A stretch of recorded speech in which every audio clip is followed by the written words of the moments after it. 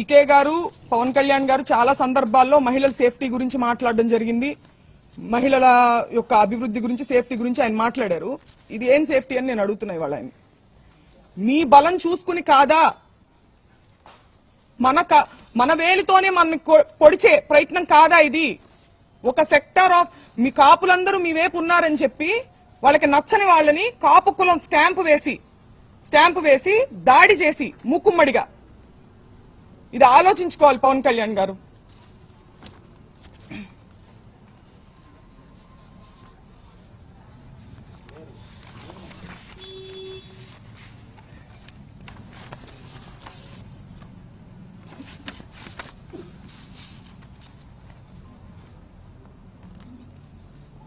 కుటుంబాన్ని టార్గెట్ చేయడం, కుటుంబంలో మహిళల్ని టార్గెట్ చేస్తే అంబటి రాంబాబు గారు భయపడతారు అనుకోవడం,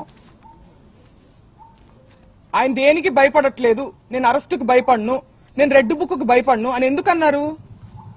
ఆ నిజాయితీ ఆయన దగ్గర ఉంది కాబట్టి, ఆయన కరెక్ట్ గా ఉన్నారు అనే నిజాయితీ, ఒక మోరల్ స్ట్రెంగ్త్ ఆయనకు ఉంది కాబట్టి ఆయన కాన్ఫిడెన్స్ చూపించారు.